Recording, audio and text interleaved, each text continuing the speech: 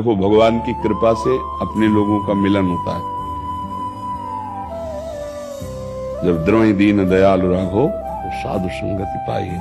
साधुता का तात्पर्य होता है लक्षणों से, वेश से नहीं। जैसे अपने लोग भगवत गुणगान, भगवत दास हैं, सब भगवत यशो गायक हैं, उनके यश का गान करने वाले। तो हमारे जीवन का चरम लक्ष्य होना चाहिए स्मृति, भगवत स्मृति में डूबे हुए भगवत गुणगान, भगवत भाव से किसी की भी सेवा। और भगवान मुझे निमित्त बनाकर केवल कर रहे हैं, करना उनका है। एक मैं निमित्त मात्र हूं, कहीं भी अहम ना होना, यही हमारे जीवन की परम आध्यात्मिक संपत्ति है। अगर स्मृति विहीन मिनट गया वो बड़ी हानिकारक है। का हनुमंत विपति प्रभु सोई, जब तो सुमिरन भजन न होई। स्मृति के साथ सेवा, सुमिरन स्मृति और भज धात सेवायाम भजन, मतलब आपकी सेवा स्मृति के सहित। मतलब मामलेश्वर युद्ध च, मामलेश्वर युद्ध च, मेरी स्मृति स्मरण और अपने कर्तव्य का पालन। बस ये सार बात समझ में आई है। जो जहां है भूरिदा जना, जैसे भगवत चर्चा, भगवत नाम, भगवत स्मृति, ये सबसे बड़ा दानी जो स्वयं स्मरण करे और दूसरे को स्मरण कराए। पर वो तभी हो सकता है जब कथयंत च माम नित्यम और तुष्यंत च रमंत च। इसको बहुत आंतरिक भाव से समझना है। कथयंत च माम नित्यम, लेकिन तुष्यंति च रमंति च, उसी में तुष्यंति, जो बोधयंता परस्परम कथयंति च माम नित्यम, मच्चित्ता मदगत प्राणा बोधयंता परस्परम, तो कथयंति च माम नित्यम, मेरा ही कथन हो, और उसी में तुष्यंति च रमंति च। पर ये चीज थोड़ा हट जाती है।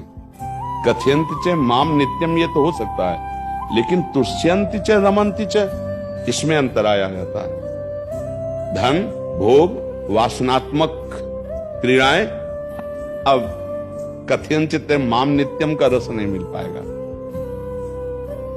चौथी भगत मम गुणगन करे कपट तज, कथयंति च माम नित्यम तुष्यंति च रमंति च, तुष्यंति च रमंति च। ये हमें ध्यान, और यही है स्मृति। जब उनकी रूप स्मृति में, उनकी लीला स्मृति में, ये परमहंस संहिता श्रीमद् भागवत ना इतनी समर्थ है कि और किसी साधन की जरूरत नहीं। इसके 7 दिन में स्पष्ट प्रेत भगवत पार्षद बन के विमान में जा रहा है, ले जा रहा है। बस देख लो। प्रश्न हुआ गोकर्ण जी का, ये कथा तो सबने सुनी, फल में भेद क्यों, एक विमान क्यों, सबके लिए क्यों ले आया? क्योंकि तुष्यंति च रमंति च नहीं थे ये।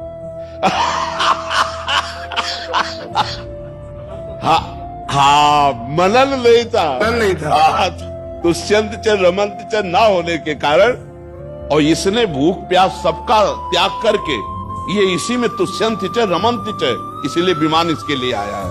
अगली बार फिर तैयारी करो तो विमान हम सबके लिए लाएंगे। और तैयारी की गई और विमान आया सबके लिए, और सब गए भगवत स्वरूप। श्रीमद् भागवत कलयुग में क्या, मतलब हर युग के लिए, क्योंकि भगवान की पावन चर्चा ना परम वरदान है। बस इसका सही ढंग से प्रयोग किया, जैसे औषधि है ना, उसको अनुपान के सहित प्रयोग किया है तो रोग में बहुत जल्दी लाभ प्रदान करती है। जैसे हमारा उद्देश्य भगवत प्रीति प्राप्त करना हो, और सुनने वाले का उद्देश्य भी भगवत प्रीति प्राप्त करना हो, फिर जो चर्चा होगी बड़ा रंग आएगा, बहुत रंग आएगा। नहीं, और जब हमारा पाप मोचन